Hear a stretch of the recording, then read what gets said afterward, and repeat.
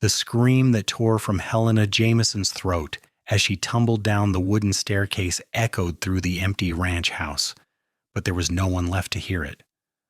Her husband Vernon had already slammed the door behind him, his boots pounding across the porch and into the Nevada night, leaving her crumpled at the bottom of the stairs like a rag doll someone had carelessly discarded. The pain that shot through her left leg was so intense that white spots danced across her vision, and when she tried to push herself up with her right arm, something ground together inside her wrist that made bile rise in her throat. It was March of 1883, and Helena was 24 years old, lying broken in a house that had never felt like home, married to a man who had just tried to kill her. The argument had started over something small, as their fights always did. Vernon had been drinking since noon, angry about the cattle prices and the drought that had plagued their small ranch outside of Montrose, Colorado for the better part of 2 years. They had moved here 3 years ago with such hope, leaving her family's farm in Missouri behind with promises of prosperity and a fresh start. Instead, Vernon's drinking had grown worse, his temper shorter, and his hands heavier. Tonight, when Helena had quietly suggested that perhaps he should eat something before having another whiskey, he had turned on her with such sudden violence that she had stumbled backward. But that had not been enough. He had followed her to the top of the stairs, and when she had tried to retreat, his hands had shot out and shoved her hard in the chest. The fall had seemed to happen both in an instant and in slow motion. She remembered the sickening sensation of weightlessness, the sharp edges of each wooden step connecting with her body, the final crushing impact at the bottom. She remembered lying there, unable to breathe, unable to move, listening to Vernon's heavy breathing above her. Then he had come down the stairs slowly, each footstep deliberate, and for a terrible moment she thought he might finish what he had started.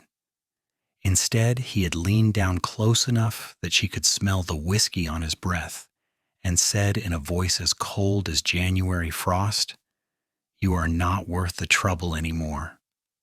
Then he had left. She heard him moving through the house, heard drawers opening and closing, heard the clink of the money jar they kept hidden in the kitchen. He took everything, she realized dimly through the fog of pain, every cent they had saved, every bit of her dowry that remained, even the silver locket her grandmother had given her that she had foolishly left on the dresser. His footsteps had crossed the porch, and then came the sound of a horse being led from the barn, the creak of a saddle, and finally the fading thunder of hooves heading east toward the main road. Helena lay in the darkness and tried to assess the damage. Her left leg was definitely broken, she could tell that much. The bone had snapped somewhere between her knee and ankle, and even the smallest movement sent fresh waves of agony coursing through her. Her right wrist was either broken or badly sprained, swelling already making her fingers feel like sausages. Her ribs ached with every breath, though whether they were broken or merely bruised she could not tell. Blood trickled from a cut somewhere on her scalp, matting her dark hair to her face. But worse than all of that was the knowledge that she was alone, that Vernon had left her here to die, and that the nearest neighbor was over 5 miles away across rough terrain. She must have lost consciousness for a while because when she opened her eyes again, pale dawn light was filtering through the windows. The pain had not diminished. If anything, it had intensified into a throbbing symphony that encompassed her entire body. Her mouth was dry as dust, and she knew she needed water desperately. The kitchen was only about 15 feet away, but it might as well have been 15 miles. Using her left arm, the only limb that seemed relatively undamaged, she tried to drag herself across the floor. The pain that exploded through her broken leg made her cry out, and she only managed to move perhaps 6 inches before she had to stop, gasping and shaking. She tried again and again. Each time she moved a little further, leaving a smear of blood on the wooden floor from the cut on her head. By the time she reached the kitchen doorway, the sun was fully up, and sweat poured down her face despite the cool spring morning. The water bucket sat on the counter, impossibly high above her. She could see the dipper hanging from its hook, could almost taste the cool water, but there was no way she could reach it. Despair washed over her then, cold and complete. She was going to die here, alone, in this house where she had never been happy. That was when she heard the horse. At first, she thought Vernon had come back, and fear gave her enough strength to try to drag herself toward the pantry, some instinct telling her to hide. But the voice that called out was not Vernon's. It was deeper, quieter, with a hint of a southern drawl that Vernon had never had. "Hello, the house. Anyone home?" Helena tried to call out, but her throat was so dry that only a croak emerged. She tried again, putting every bit of strength she had left into it. "Help! Please, help!" She heard boots on the porch, quick and purposeful, and then the door was pushed open. The man who stepped through was tall and lean, with sun-weathered skin and dark hair that curled slightly at the collar of his worn shirt. He wore the typical clothing of a working cowboy, dust-covered chaps over denim pants, a bandana around his neck, a wide-brimmed hat that he quickly removed as his eyes found her lying on the floor. His face registered shock, then concern, and he was across the room and kneeling beside her in 3 long strides. "Madam, what happened here?" His eyes were a striking gray-green, taking in her injuries with a practiced assessment that spoke of experience with hurt creatures, animal or human. "My husband," Helena managed to whisper. "He pushed me down the stairs, left me." Something dark and angry flashed across the stranger's face, but his hands were gentle as they hovered over her, not touching yet, as if he was trying to determine where to even begin. "My name is Cole Whitmore. I am a horsebreaker. Was passing through on my way to Montrose. Saw your gate was open, thought I would check if everything was all right." He looked toward the water bucket. "You need water first. Do not move." As if she could move. Helena lay still while Cole fetched the dipper and brought it to her lips, supporting her head carefully while she drank. The water was the most beautiful thing she had ever tasted, cool and clean, washing away some of the cotton in her mouth. She drank 3 dippers full before he set it aside. "Thank you," she whispered. "I thought I was going to die here." "Not on my watch," Cole said firmly. "Now I need to examine you to see what we are dealing with. This is going to hurt, and I am sorry for that, but I need to know what is broken so I can help you. What is your name?" "Helena. Helena Jameson." "All right, Helena. I am going to be as gentle as I can, but you tell me if the pain gets too bad." His hands were careful and surprisingly tender as he began to check her over. When he reached her left leg, even his light touch made her gasp. He frowned, running his fingers along the length of her shin. "This is definitely broken. A clean break, I think, which is good. And your wrist here, too." He examined her head wound, her ribs, asked her to take deep breaths and tell him where it hurt. "Your ribs are bruised, but I do not think they are broken," he said finally. "The leg and wrist, though, those need to be set, and they need to be set soon. The longer we wait, the harder it will be and the more chance of them healing wrong." He sat back on his heels, studying her face. "I have set bones before, on horses and cattle, and a few times on men. But I will not lie to you, Helena. This is going to hurt worse than anything you have felt so far." "Worse than falling down the stairs?" She tried to smile, but it came out more like a grimace.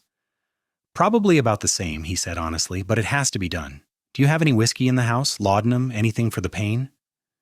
Helena shook her head. "Vernon took everything, even the cooking sherry." Cole's jaw tightened at the mention of her husband, but he just nodded. "All right then, we will do this the hard way." He stood and began moving around the house with purpose, gathering what he needed. He found clean sheets in a chest and tore them into strips. From outside, he brought in several straight branches that he must have cut from the trees near the house. He filled a pot with water from the bucket and set it to boil on the stove, adding wood to the fire that had burned down to embers overnight. All the while, he talked in a low, steady voice, telling her what he was doing and why, perhaps trying to distract her from what was coming. "I learned how to set bones from an old trail boss named Samuel when I was about 16, he said, working the strips of cloth into bandages. He had been a field surgeon during the war, knew more about fixing up broken bodies than anyone I have ever met. He always said the key was to work quick and sure, do not hesitate, and make sure the bone is lined up proper before you splint it. He glanced at her. Are you ready? Helena took a shaky breath. Do I have a choice? Not really, no. We will do your wrist first, since that will be easier. Then the leg. He knelt beside her again, his face serious. I need you to trust me, Helena. Can you do that? There was something in his eyes, something steady and honest, that made her nod even though she had just been betrayed in the worst way possible by the man who had promised to love and protect her. I trust you. Cole took her injured wrist carefully in his hands. On 3, 1, 2, 3. He pulled and twisted at the same time, and Helena heard a sickening pop as the bone clicked back into place. The pain was blinding, absolute, and she screamed before she could stop herself. But Cole was already wrapping the wrist, securing it between two straight pieces of wood, working with efficient speed. By the time the waves of agony had faded to a merely excruciating throbbing, her wrist was splinted and bound. You did good, Cole said, real good, but the leg is going to be harder. I'm going to need to pull hard to get the bone to set right, and you are probably going to pass out. That is all right, might even be better. But I need to move you first, get you somewhere more comfortable than this hard floor. Before Helena could protest, he slid his arms under her, one beneath her shoulders and one beneath her knees, and lifted her as carefully as if she was made of glass. Even so, the movement jostled her broken leg, and she whimpered against his chest. He carried her to the bedroom, the only bedroom, where the quilts on the bed were still rumpled from where Vernon had gotten up the day before, already angry before his feet hit the floor. Cole laid her down gently, arranging pillows under her head. I'm going to have to cut your skirt away from the leg, he said. I need to see what I'm doing, and the fabric will just be in the way. Helena nodded, past caring about modesty. Cole produced a knife from his belt and carefully cut away the fabric of her dress and the petticoat beneath, exposing her injured leg. Even through her own pain, Helena could see how swollen and discolored it was, purple-black bruises blooming along the shin where the bone had broken. Cole studied it for a long moment, his fingers probing gently. It is a clean break about midway down the tibia. That is the larger bone in your lower leg, he added, perhaps seeing her confusion. If I can get it lined up right and keep it immobilized, it should heal straight and true, but I am going to need to pull hard to get it set, and you need to stay as still as possible. He positioned himself at the end of the bed, taking hold of her ankle and foot. With his other hand, he steadied her knee. Take a deep breath, Helena. Here we go. The pain when he pulled was beyond anything Helena had ever imagined. It was not just pain, it was agony so complete that it whited out every other thought, every other sensation. She heard herself screaming as if from a great distance, felt her body trying to thrash even as Cole held her leg firm. There was another sickening crunch as the bone slid back into place, and then, mercifully, the world went dark. When Helena swam back to consciousness, the quality of light in the room had changed. Hours must have passed. Her leg was splinted and bandaged, propped up on pillows. Someone had cleaned the blood from her face and covered her with a blanket. For a confused moment, she could not remember where she was or what had happened, and then it all came crashing back. Vernon. The stairs. The stranger. Cole, who had found her and set her bones with hands that knew how to heal as well as hurt. She turned her head and saw him sitting in the wooden chair by the window, his hat on his lap, watching the yard outside with alert eyes. As if sensing her gaze, he turned and stood immediately, crossing to the bed. How do you feel? He asked. Like I fell down a flight of stairs, Helena said, and was surprised to hear a weak laugh escape her. How long was I unconscious? About 3 hours, that is good actually, gave me time to finish up and let you rest. He poured water from a pitcher into a glass, water he must have drawn fresh from the well. Drink this. You need to stay hydrated. She drank, grateful, and he set the glass aside. Thank you, she said quietly. You saved my life. Cole shook his head. Just did what anyone would do.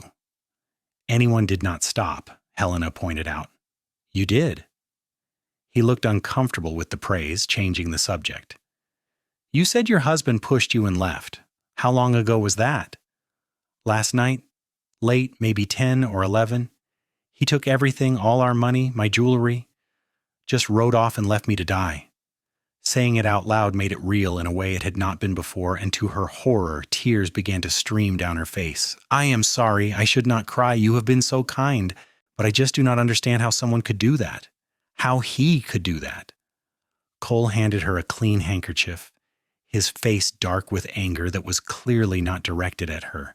A man who would do that to his wife is not a man at all. He is a coward and a bastard, begging your pardon for the language. He paused. Did he hit you before? Helena nodded miserably. It started about a year after we married. Just once in a while at first when he was drinking. Then it got worse.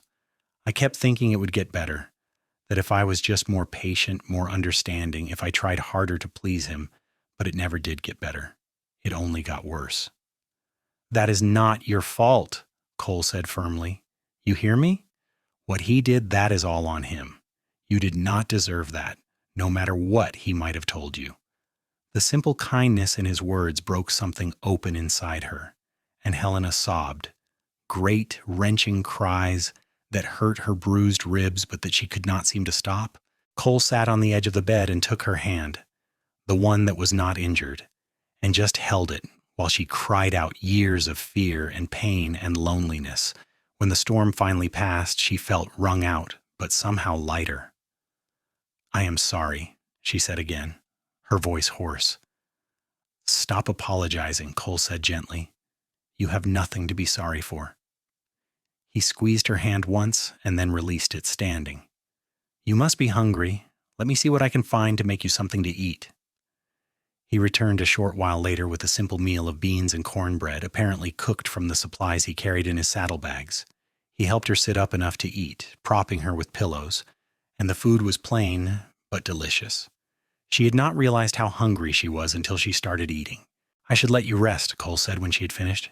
You need sleep to heal, but I need to know something first. Do you have family? Anyone I can send word to? Anyone who can come help you? Helena shook her head.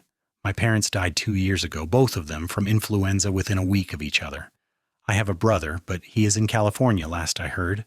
I do not even know how to reach him. Vernon's family wanted nothing to do with us after we married, said I was not good enough for their son. She laughed bitterly. Turns out they were right, just not the way they thought. Cole frowned, thinking. What about neighbors? You said the nearest one was 5 miles away? The Hendersons. They have a ranch to the north, but I do not know them well. Vernon always said we did not need anyone else, that it was better if we kept to ourselves. Another red flag she had ignored, she realized now. Well, you cannot stay here alone, Cole said. Not in your condition. It is going to be weeks before you can walk again, even with crutches. Months before that leg is fully healed. He ran a hand through his hair, clearly thinking through the problem. I was heading to Montrose to see about some work at one of the big ranches there. Breaking and training horses is what I do, but I cannot leave you here like this.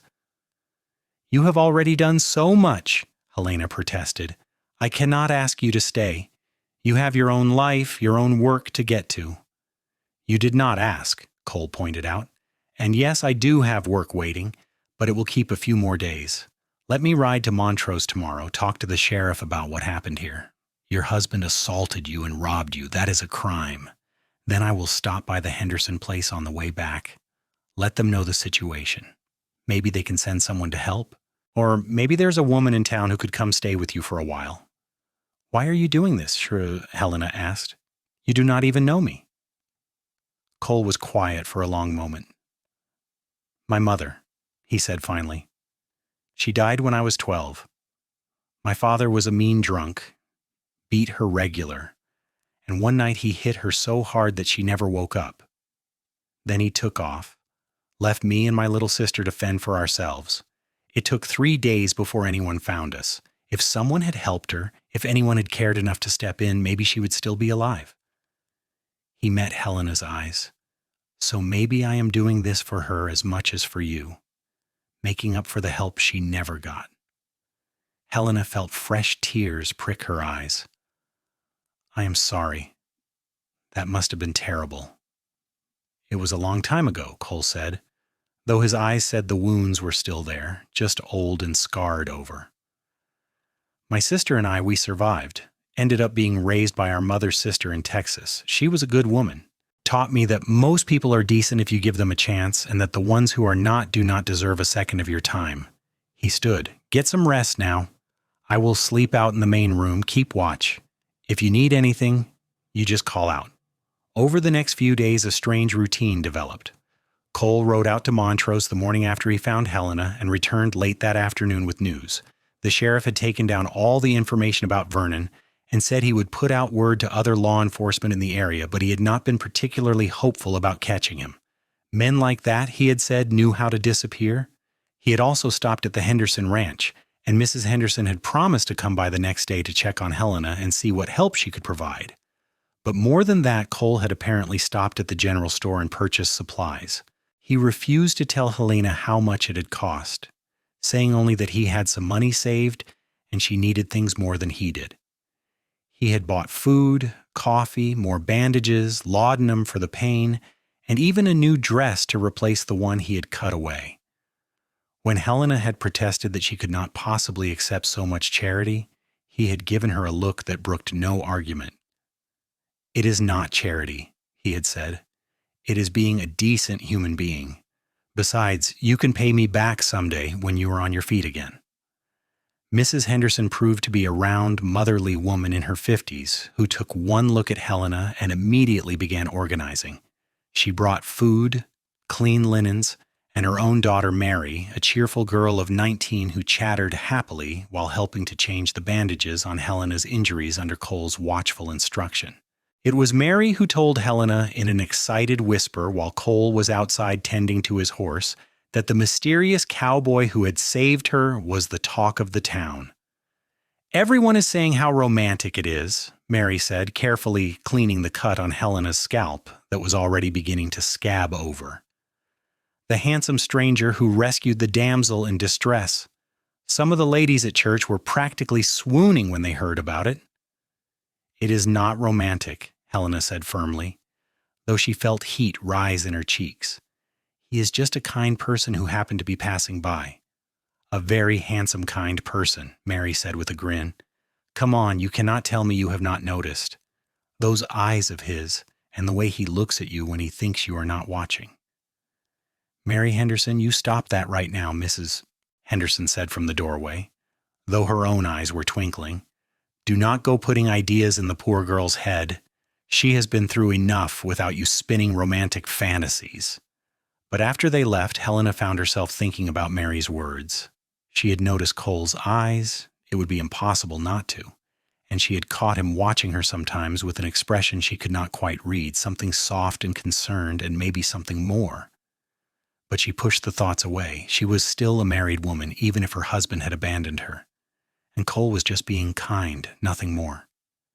Cole, meanwhile, had found work at a nearby ranch, breaking horses during the day and returning each evening to check on Helena. He had moved his bedroll to the barn, insisting it was not proper for him to stay in the house now that Helena was doing better. Despite her protests that he had already seen her at her worst and propriety seemed a bit silly at this point. The days fell into a pattern. Cole would leave at dawn, return at sunset. He would cook dinner, simple meals of beans and bacon and whatever vegetables Mrs. Henderson had brought. They would eat together, Helena propped up in bed and Cole sitting in the chair by the window, and they would talk. At first, the conversations were surface level, just pleasantries and updates on her healing.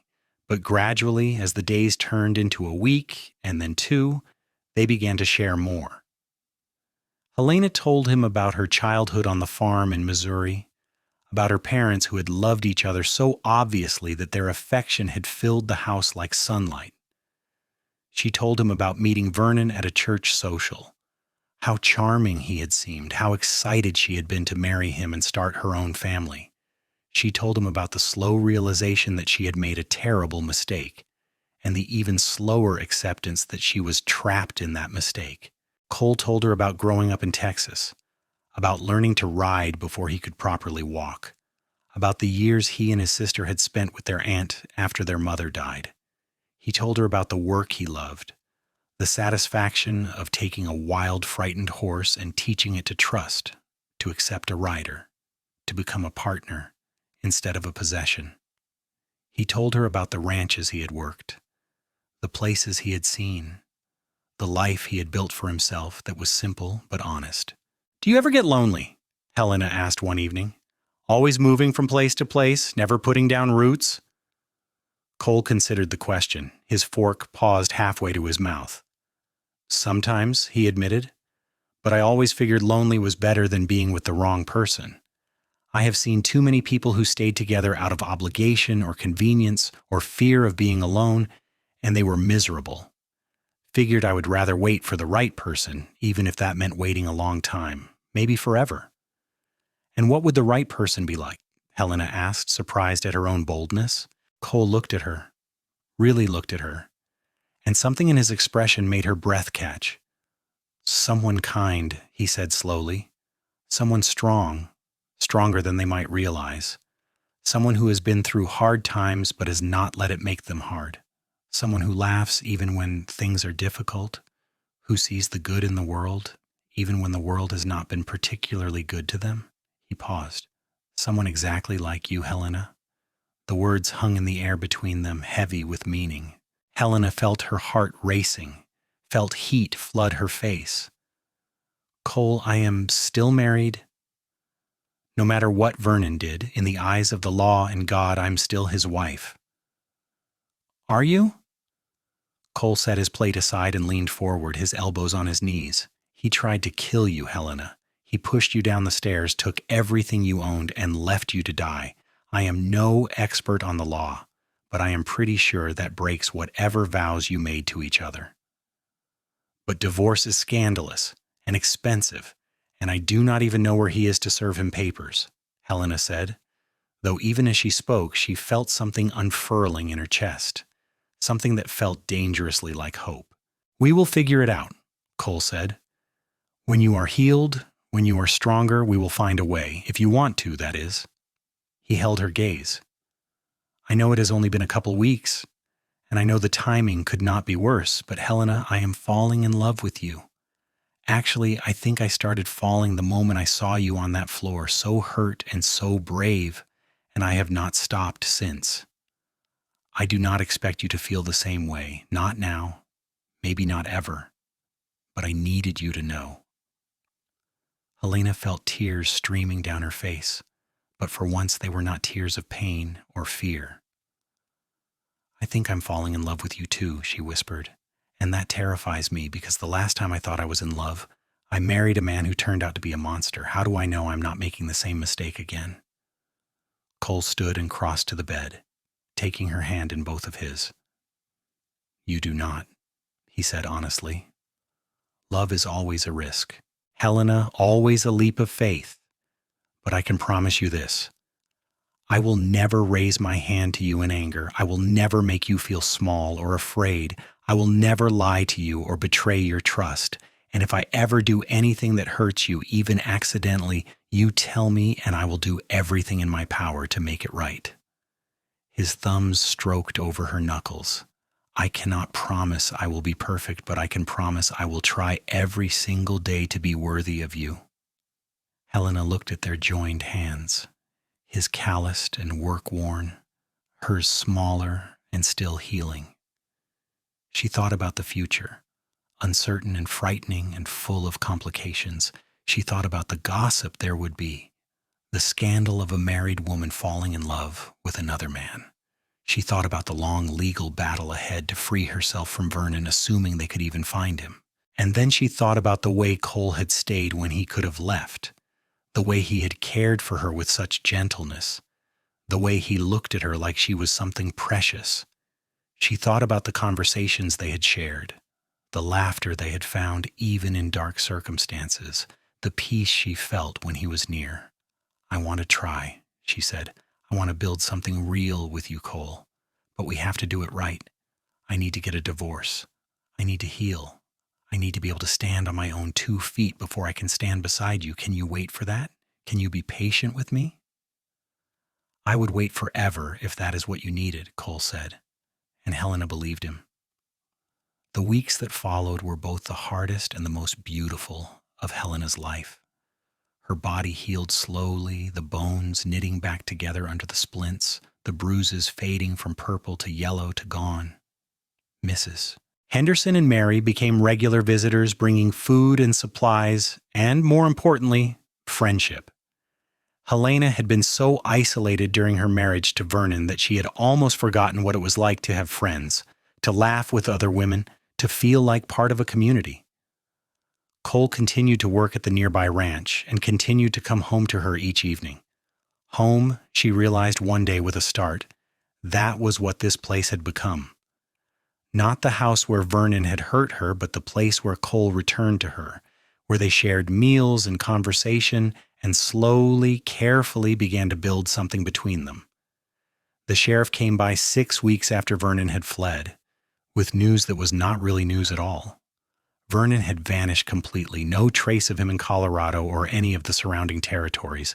He had, however, managed to confirm through some records that Vernon had substantial debts Helena had known nothing about, gambling debts mostly, owed to some dangerous men in Denver. It was possible, the sheriff said delicately, that Vernon's disappearance had less to do with abandoning his wife and more to do with running from men who would hurt him over unpaid debts. "Either way," the sheriff said, "I think you can make a strong case for desertion. Find yourself a lawyer, get the process started. Might take a year or more to finalize, but given the circumstances, I do not think you will have much trouble." After the sheriff left, Cole asked the question that had clearly been on his mind. "Are you worried about him? Vernon, I mean. Are you afraid he might come back?" Helena thought about it honestly. "No," she said finally. "I do not think he will come back. He made his choice when he left me at the bottom of those stairs, and if those men he owes money to are really as dangerous as the sheriff suggested, Vernon is probably running as far and as fast as he can. He never loved me, Cole. I see that now. I was just convenient, just a means to an end. And when I stopped being convenient, he discarded me." "His loss," Cole said fiercely, "and my gain, though that seems like the wrong word for something so important. By the end of April, nearly 2 months after her fall, Helena was able to hobble around on crutches. Her leg was still splinted and weak, but the doctor who came from Montrose to examine her said she was healing well, better than he would have expected for such a bad break. He attributed it to her youth and general good health, but also to the fact that the bones had been set properly right away. "Whoever did this knew what they were doing," the doctor said, examining the splint. "Did you have a physician attend to you?" "A cowboy," Helena said, and could not quite hide her smile. "A cowboy who knew how to set broken bones." The doctor nodded approvingly. "Well, this cowboy did a better job than some trained surgeons I have seen. You're lucky he found you." Lucky did not feel like quite the right word, but Helena supposed it was accurate. She had been left to die, and she had lived. She had been alone, and she had been found. She had thought her life was over, and instead it was beginning again. In May, when the Colorado spring was painting the hills with wildflowers and the harsh memories of winter were fading, Cole came home one evening with news. The ranch he had been working for had offered him a permanent position as head wrangler, with good pay and a small house on the property. It was more stability than he had ever had in his adult life, roots in a way he had never allowed himself before. "I told them I needed to think about it," Cole said, sitting across from Helena at the small kitchen table. She could walk without crutches now, though she still limped and tired easily, because it would mean staying here in Montrose long term, and I do not want to make that choice without knowing how you feel about it. Helena's heart beat faster. "How I feel about you staying?" "About us building a life here together," Cole clarified. "I know you are still legally married. I know it is going to be months before that is resolved, but I am not going anywhere, Helena. I meant what I said about waiting. I just need to know if that is what you want too, if you want me to stay." Helena reached across the table and took his hand. "I want you to stay," she said. "I want you to take that job and settle down, and let me spend every day getting to know you better. I want to see where this goes, Cole. I want to see if what we feel now is real and lasting, if it can survive the complications and the scandal and the whole long mess of disentangling my life from Vernon's. It is real. Cole said with absolute certainty. "But I understand you needing time to be sure. I'm not going anywhere." He took the job.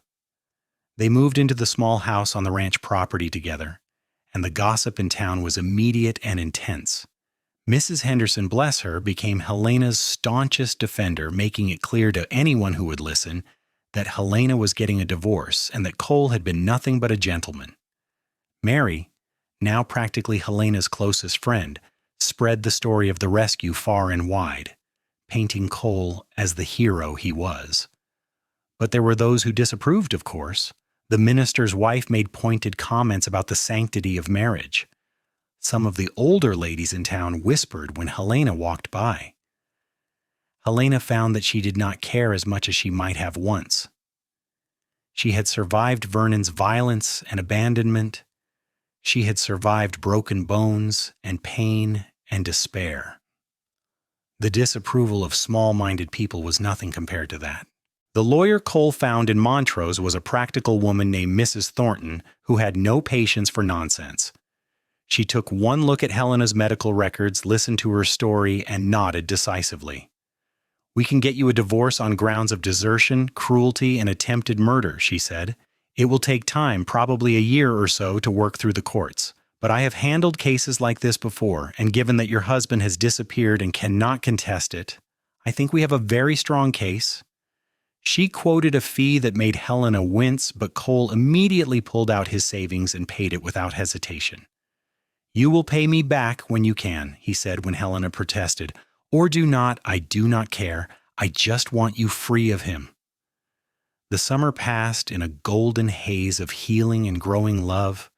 Helena's leg continued to strengthen, the limp fading to just a slight hitch in her stride that the doctor said would probably never fully go away. Cole threw himself into his work with the horses, and Helena discovered that she loved watching him work, loved the patience and gentleness he showed to the animals in his care. He would come home each evening smelling of hay and horse and sunshine, and Helena would have dinner ready. Simple meals that grew more ambitious as her confidence in the kitchen increased. They talked about everything and nothing. Cole taught her to play poker, laughing when she turned out to be better at bluffing than he was. Helena taught him to dance, humming the tunes her mother had once played on the old piano back in Missouri while they waltzed around the small living room. They read to each other in the evenings, taking turns with whatever books they could borrow from the lending library in town, and slowly, carefully, with the patience of people who knew they had time, they fell deeper in love. Cole was nothing like Vernon. Where Vernon had been controlling, Cole encouraged Helena to make her own choices. Where Vernon had been harsh, Cole was gentle. Where Vernon had diminished her, Cole built her up, telling her she was smart and funny and beautiful until she started to believe it herself. He never pushed her for more than she was ready to give, content to hold her hand, to steal a kiss, to simply be near her. "I keep waiting for the other shoe to drop," Helena confessed one night in August. They were sitting on the porch, watching the stars come out, his arm around her shoulders and her head on his chest. "I keep waiting for you to turn mean or angry or to show me that this is not real." Cole tilted her face up so she had to look at him. "I know it is hard to trust after what you went through," he said, "and I know words are just words. So I will keep showing you every day with my actions that this is real, that I love you, that I'm never going to hurt you. And someday maybe you will believe it all the way down to your bones." "I am getting there," Helena said softly, "closer every day." In September, Mrs. Thornton brought news. The divorce petition had been filed and was making its way through the courts. More importantly, she had received word through her network of legal contacts that Vernon Jameson had been found, or rather, his body had been found. He had been killed in a saloon fight in New Mexico, shot by one of the men he owed money to. He had been dead for months since early June and had been buried in an unmarked grave. Helena sat in Mrs. Thornton's office and tried to process the information. Vernon was dead. The man who had promised to love and cherish her, who had instead terrorized and abandoned her, was gone from this world. She waited to feel something, sadness or relief or grief or guilt, but all she felt was a strange numbness. "How do you feel?" Cole asked quietly on the ride back from town. "I do not know," Helena said honestly. "Is it terrible that I'm not sad? I know I should be. He was my husband, but I just feel nothing." "He was your husband in name only," Cole said. "He broke every promise he made to you. You do not owe him your grief, Helena. If you feel nothing, that is all right. If you feel relieved, that is all right too. You get to feel however you feel." That night, alone in her room, the small bedroom in the house she shared with Cole, but where they maintained separate sleeping quarters for propriety's sake, Helena finally cried. Not for Vernon, but for the girl she had been when she married him, so hopeful and naive. She cried for the years she had lost, for the fear she had lived with, for the dreams that had died a little more each time Vernon raised his hand to her. She cried until there were no tears left, and then she slept, deeply and dreamlessly, and woke feeling lighter than she had in years. With Vernon dead, the divorce proceedings became a formality. Mrs. Thornton filed the necessary paperwork to have Helena declared a widow instead. It was faster, cleaner, and carried none of the social stigma of divorce. By October, it was official. Helena Jameson was a free woman. Cole proposed the same day she received the final papers. They had gone for a walk, up into the hills above the ranch where the aspen trees were turning gold, and the air was crisp with the promise of winter. He stopped at a spot that overlooked the valley. The ranch spread out below them like a patchwork quilt, and took both her hands in his. "Helena, I have been waiting for this day since the moment I realized I loved you," he said. "I know we have not known each other long, barely 8 months, but I feel like I've known you my whole life. You are the strongest, bravest, kindest person I have ever met, and I want to spend the rest of my life showing you how much you are loved. Will you marry me?" Helena's vision blurred with tears, but she was smiling. "Yes," she said. "Yes, Cole, I will marry you." He pulled a ring from his pocket, a simple gold band with a small sapphire, and slid it onto her finger. "I know it is not much," he started, but Helena silenced him with a kiss. "It is perfect," she said. "You are perfect. This is perfect." They were married in November, a small ceremony at the church in Montrose with Mrs. Henderson and Mary, and a handful of friends from the ranch in attendance. Helena wore a simple blue dress that Mary had helped her sew, and Cole wore his best shirt, freshly cleaned, his hair neatly combed. The minister who had initially disapproved of their relationship had come around when he heard the full story, and he spoke movingly during the ceremony about second chances and the redemptive power of love. When Cole kissed his bride, there was a smattering of applause and a few happy tears from the congregation. As they walked down the aisle together, Helena felt a joy so complete that she almost could not contain it. Less than a year ago, she had been lying broken at the bottom of a staircase, certain she was going to die. Now she was married to a man who loved her, truly loved her, and the future stretched out before them full of possibility. The winter was cold but cozy. They settled into married life with an ease that surprised them both. Cole continued his work with the horses while Helena discovered a talent for bookkeeping and began helping the ranch owner keep his accounts in order, earning her own money for the first time in her life. They saved carefully, dreaming of the day when they might have their own piece of land, their own ranch. In the spring, Helena discovered she was pregnant. The news filled her with a complicated mix of emotions, joy, and fear tangled together. Cole was thrilled but perceptive enough to see her worry. "Talk to me," he said one evening, his hand resting gently on her still flat stomach. "What are you afraid of?" "I'm afraid I will not be a good mother," Helena admitted. "I'm afraid that the way Vernon treated me somehow damaged me, that I will not know how to love a child properly. And I'm afraid something will go wrong, that I will lose the baby, or that something will happen to you and I will be alone again. Cole gathered her into his arms. You are going to be an amazing mother, he said firmly. I have seen how you care for people, how gentle and patient you are, and nothing is going to happen to me or to you or to this baby. We are going to be fine, Helena. We are going to be a family. The pregnancy was not easy. Helena was sick for the first few months, unable to keep much food down. Mrs. Henderson and Mary were constant presences, bringing ginger tea and bland foods, sitting with her when Cole had to work. But as she moved into the second trimester, the sickness faded and she began to bloom, her body changing in ways that felt miraculous. Cole was attentive to the point of being overprotective, worrying if she lifted anything heavier than a teacup, hovering whenever she climbed stairs, still mindful of what had happened the last time she had fallen. Helena found it endearing and exasperating in equal measure, finally having to sit him down and explain that she was not fragile, that pregnancy was natural, and she was healthy and strong. I know, Cole said. I know you are strong. I just love you so much, Helena. You and this baby, you are my whole world. The thought of anything happening to either of you terrifies me. Then trust me, Helena said, taking his face in her hands. Trust that I will tell you if something is wrong.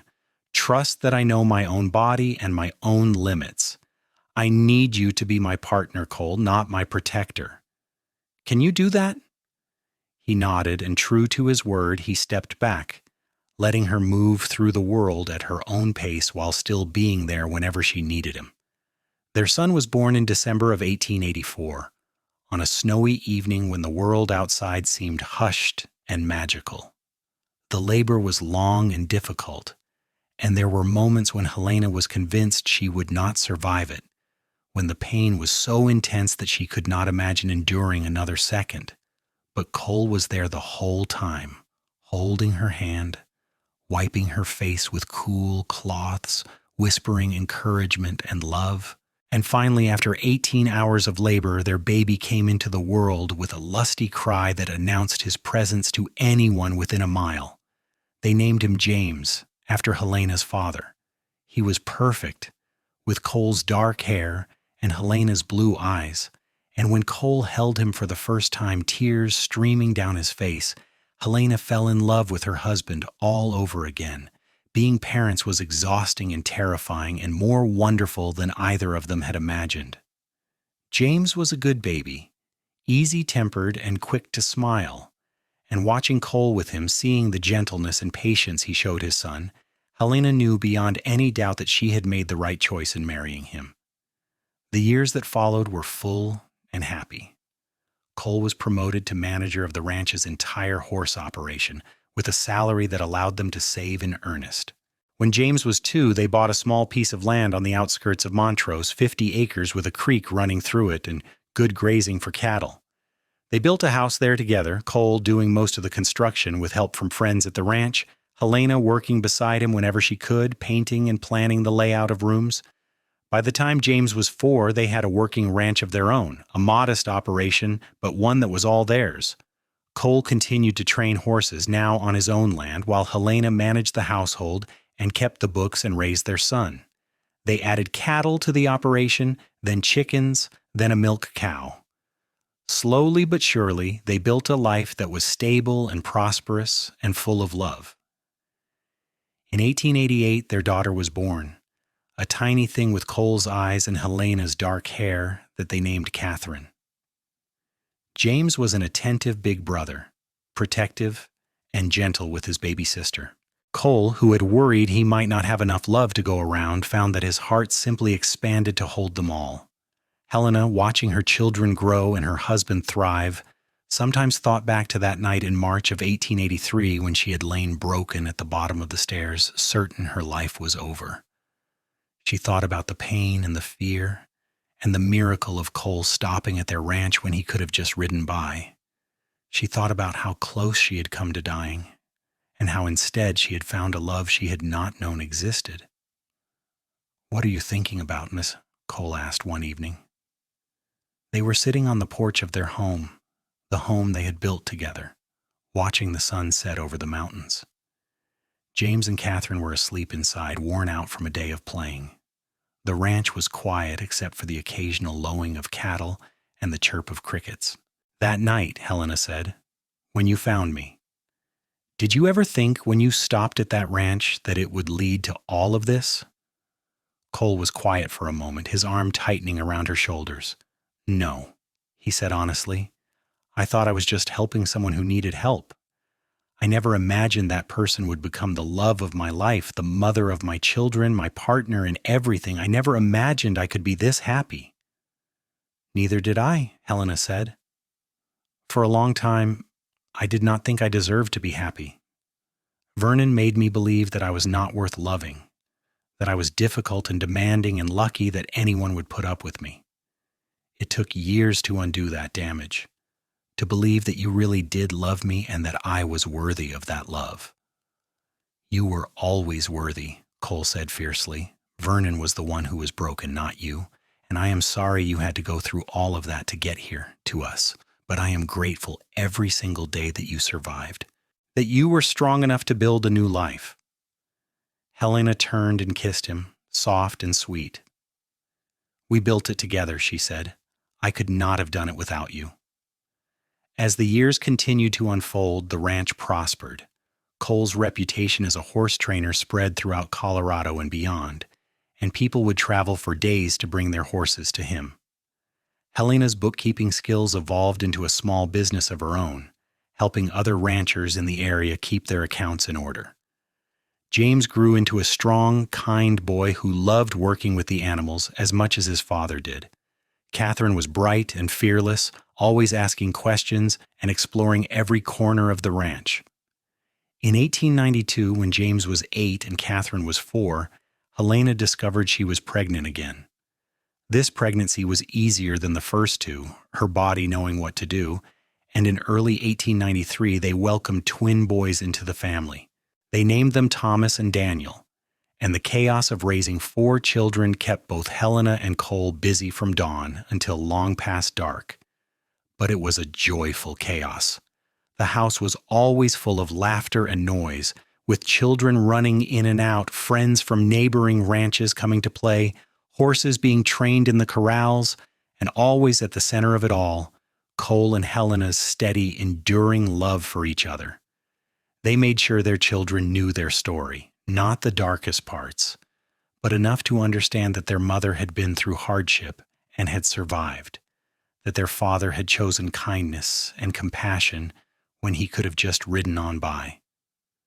They taught their children that love was a choice made new every day, and that family was not just about blood, but about showing up for each other, about being there in the good times and the hard times. By the turn of the century, the ranch was one of the most successful in the Montrose area. James, now 16, was working full-time alongside his father, already showing a natural gift with horses that surpassed even Cole's considerable skill. Catherine, at 12, was helping her mother with the bookkeeping and dreaming of someday going to college. The twins, now 7, were wild and energetic and kept everyone on their toes. Helena, at 41, looked at her life and felt a profound sense of gratitude. She had a husband who adored her, children who were healthy and happy, a home that was filled with love, and work that satisfied her. The scars from that night when Vernon had pushed her down the stairs were still there, faint but permanent. The slight limp in her walk, a reminder of how close she had come to losing everything. But those scars were also a testament to how far she had come, how much she had survived and overcome.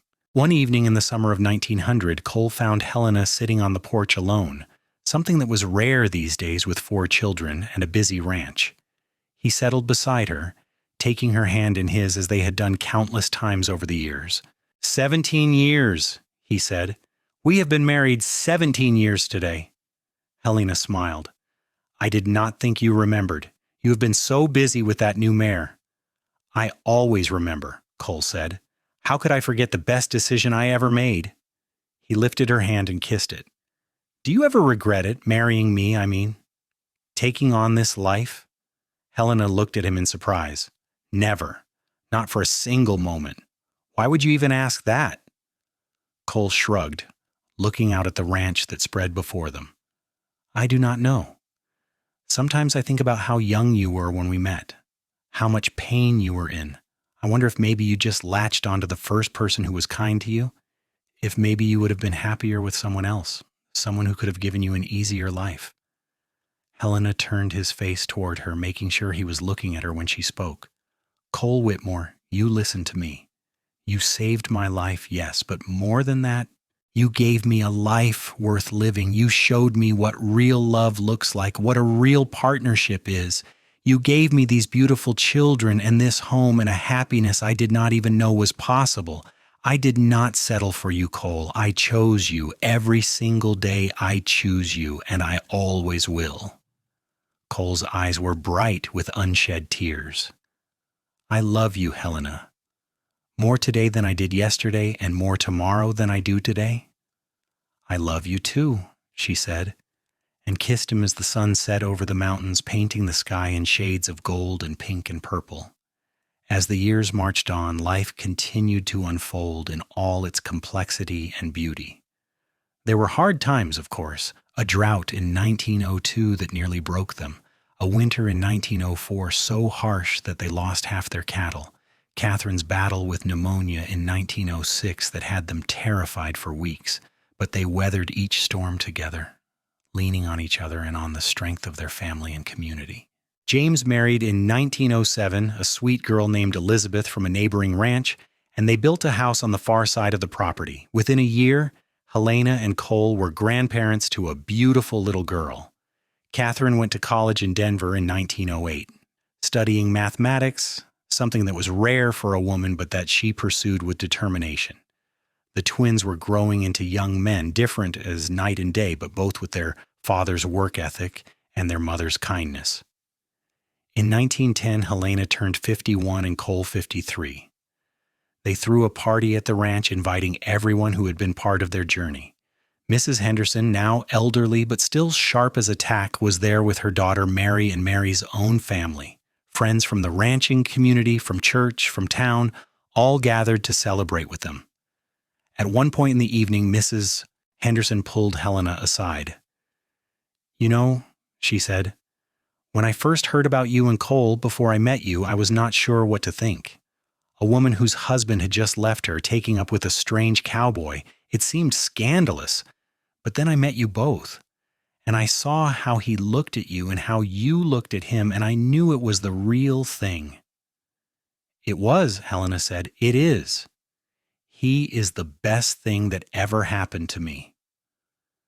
You are the best thing that happened to him too, Mrs. Henderson said. I have watched him change over the years, watched him become softer, happier, more settled.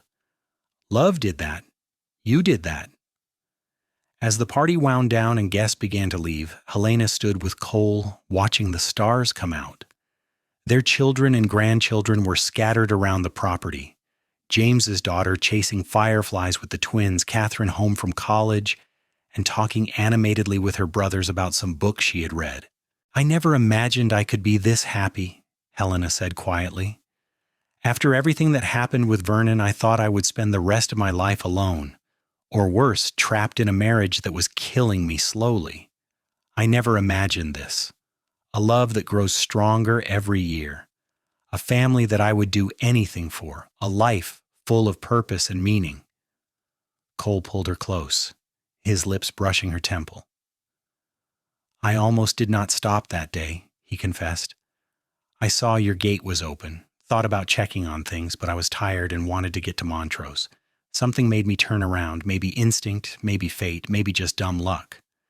But whatever it was, I'm grateful for it every single day. Not luck, Helena said, grace.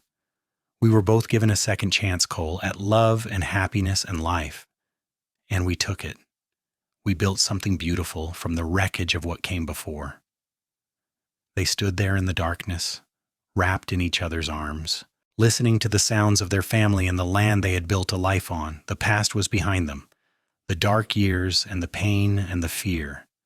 The future was ahead, full of possibility and promise, but the present, this moment, was perfect.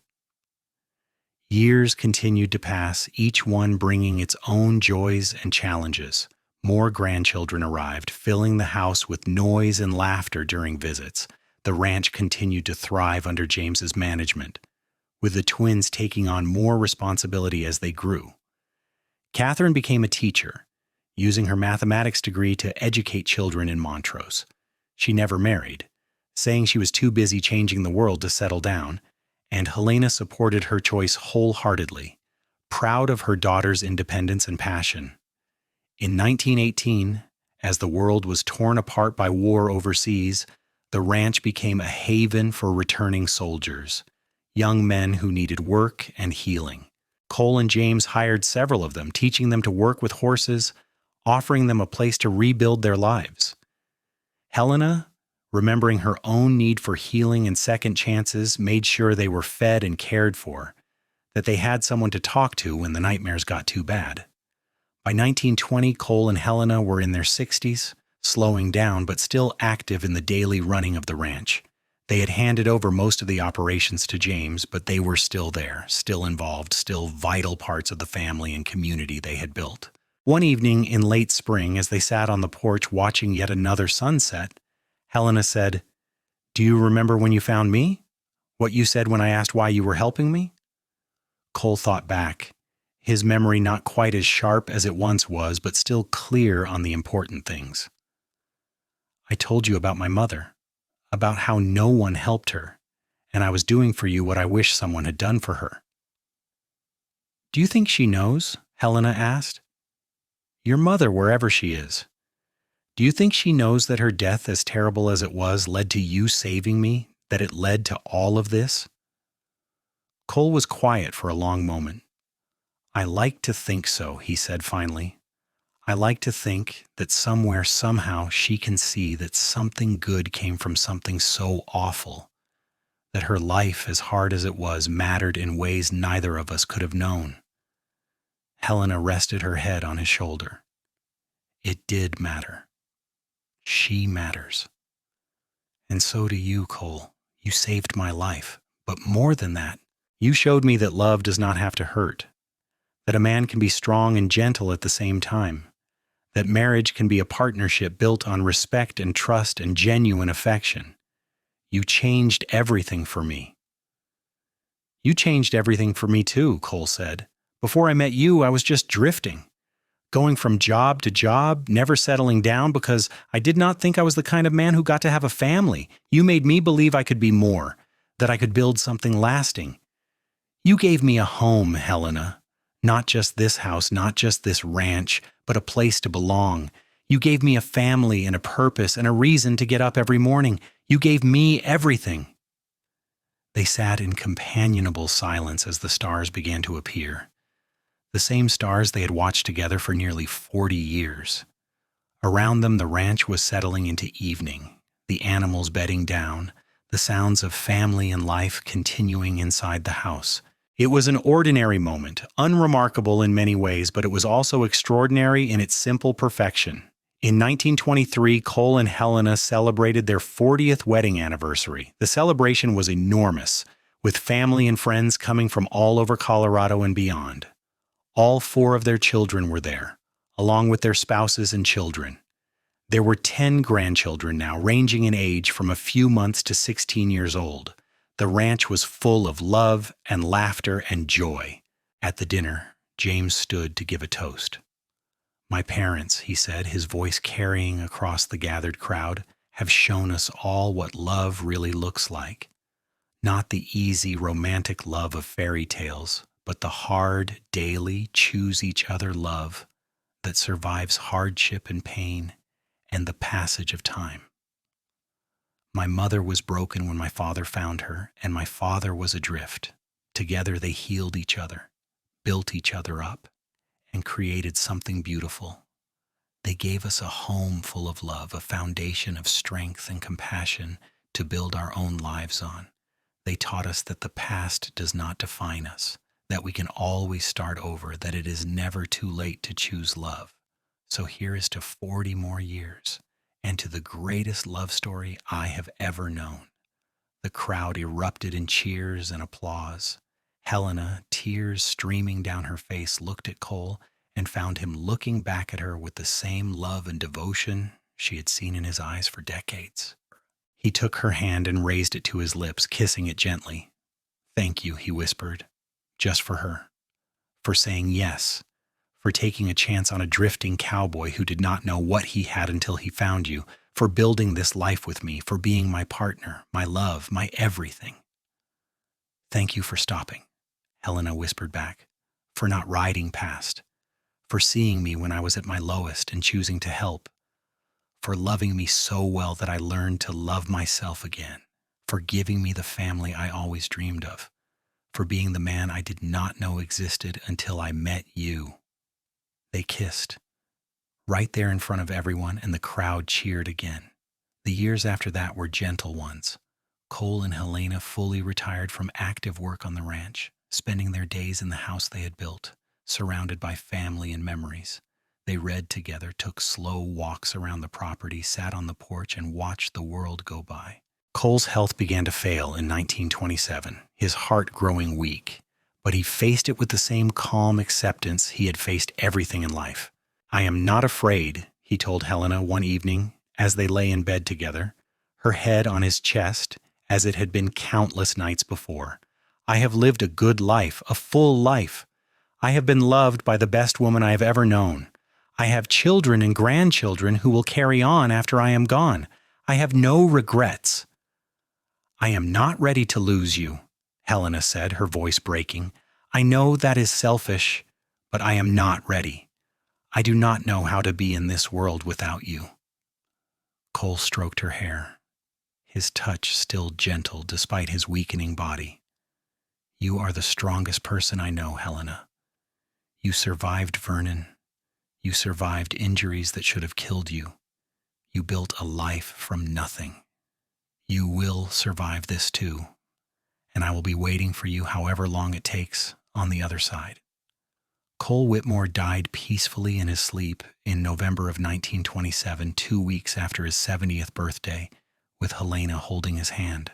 She was devastated, but even in her grief, she was grateful. Grateful for the 44 years they had been married, for the life they had built, for the love they had shared. At the funeral, she spoke about him with pride and love, about the man who had stopped when he could have ridden on by, who had healed her broken body and her broken spirit, who had loved her so completely that she had learned to love herself. Helena lived for 10 more years after Cole died, years that were bittersweet. She missed him every single day, but she was surrounded by the legacy they had built together.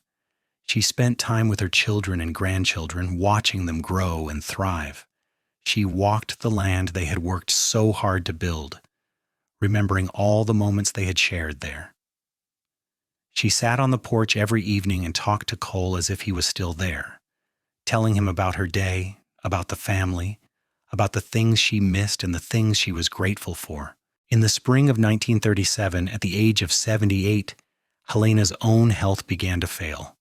She faced it with the same grace Cole had shown, ready to join him after a decade apart. She died surrounded by her children and grandchildren, her last words a whisper of Cole's name.